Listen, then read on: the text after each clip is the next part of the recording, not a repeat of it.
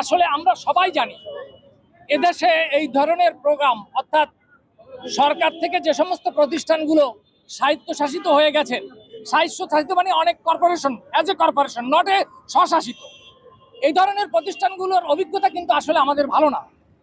আসলে আমাদের এই টেলিভিশন আসলে কি করে, আসলে আমাদের জাতির দেশীয় সংস্কৃতিটাকে তুলে ধরার জন্য এটা, এবং দুস্থ শিল্পী যারা আছে তাদেরকে উপরে ওঠার জন্য এটা কাজ করে।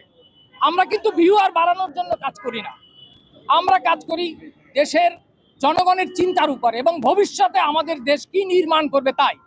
আমাদের অবস্থা খারাপ এরকমের হওয়ার কারণে আপনাদের অনেকের ভিতরে টেলিভিশনের ব্যাপারে একটা নেগেটিভ ধারণা আছে। আসলে কেন? কারণ আমাদেরকে যারা শাসন করেছে, শোষণ করেছে, তারা চরিত্র ভালো ছিল না। আজকে যদি আমরা যারা দেশ চালাবেন তাদের চরিত্র যদি ভালো হয়, এ সরকারে থাকলো বা অন্য কিছু হলো, সেটা কিন্তু ফ্যাক্টর করে না। আপনারা একটা জিনিস জানেন যে বাংলাদেশের এই অনেক আগের থেকে স্বায়ত্তশাসন করার কথা বলছিল, চেষ্টা করেছে আমাদের সুধী সমাজ।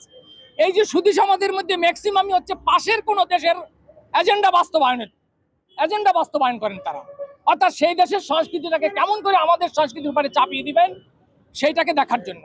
সেটার বিরুদ্ধে আমরা কিন্তু যুদ্ধ করে যাচ্ছি, টেলিভিশন চেষ্টা করছি, হয়তো সম্পূর্ণ পারছি না, কিন্তু এরপরও 40টা বেসরকারি টেলিভিশন আছে, যা কথা বলা দরকার সেখানে কিন্তু বলা যায়, কিন্তু রাষ্ট্রের কথা কে বলবে, জনগণের কথা কে বলবে, পিছিয়ে পড়া যার যে জনপদ আছে সে জনপদের কথা কে বলবে? বিটিভি বলে। একজন দর্শকও যদি টেলিভিশনের সামনে বসে থাকে, তারপরও বিটিভি তার দেশের স্বার্থে, ভবিষ্যতের সাথে, আমাদের সংস্কৃতির সাথে কাজ করবে। আমরা দেখেছি যে তারা এই যে যা কিছু করতেছে এর ভিতরে কোনো প্ল্যান প্রোগ্রাম নাই। আপনারা জানেন মুজিবুল হক কমিশনের সময় একবার টেলিভিশনকে স্বায়ত্তশাসন করার ব্যাপারে বহু কাজ করা হয়েছে, কিন্তু শেষ পর্যন্ত দেখা গেছে যে আমাদের চরিত্র যদি ঠিক না হয়, যে মানুষটা টেলিভিশনের মাথায় বসবেন এবং যে বডিতে বসবেন তাদের চরিত্র যদি ঠিক না হয়, তাহলে আপনি টেলিভিশন দিয়ে আপনি জনগণের আশা পূরণ করতে পারবেন না। অনেকেই তো বলছে আপনাদের স্বায়ত্তশাসন করলে আপনারা আমাদের চেয়েও ভালো জানেন এই দেশে কি তা সম্ভব। আপনারা ওয়াসার খবর জানেন, আপনারা এফডিসির খবর জানেন, আপনারা বাংলাদেশের তিতাসের খবর জানেন, যে স্বায়ত্তশাসিত প্রতিষ্ঠানগুলো সেগুলো কি স্বশাসিত ছিল না। অর্থাৎ এখানে আরো কিছু 10-15 জন লোক উপর থেকে আসে, বসে এই টেলিভিশনটাকে নিয়ন্ত্রণ করবে, লুটপাট করবে, খাওয়া দাওয়া করবে তারা। আমরা চাই যে টেলিভিশন সরকারি থাকুক, কিন্তু যারা পরিচালনা করতে আসবেন বা যারা সরকারে আসবেন তারা যেন জনগণের কথা ভাবে। জনগণের কথা যদি ভাবে তাহলে আমরা ভালো করতে। আপনারা বলেন, আপনার কলমকে স্বাধীনতার, আপনি যে কলমে লেখেন সেই কলমের স্বাধীনতা কি আপনি চান না? নিশ্চয়ই চান। আমরাও চাই আমাদের স্বাধীনতা দেখ, আমরাও বিবেচি করতে না পারলেও অন্তত মানুষের কিছু আশা আকাঙ্ক্ষা পূরণ করতে পারবো। আপনারা জানেন যে এই যে কেয়ারটেকার গভর্নমেন্টগুলোর সময় টেলিভিশন কত স্মুথলি চলেছে, মানে সকলের নিউজ ভ্যালু হিসেবে নিউজ গেছে, সেখানে আপনার ওই যেটাকে বলে প্রোটোকল অনুযায়ী নিউজ যায়নি।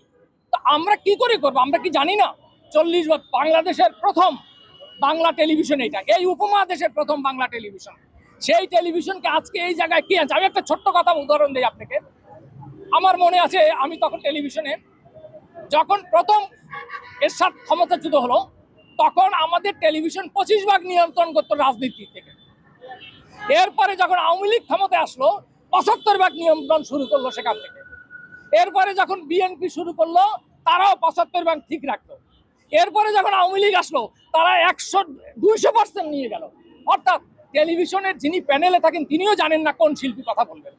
তো আপনারা যদি চরিত্র ওখানে ঠিক না হয়, আমরা আমাদের নিয়ে ঘাটাঘাটি করে তো লাভ নাই। আমরা 40-50 বছর 30 বছর চাকরি করতেছি, আমাদেরকে স্বাধীনতা দিয়ে দেখেন।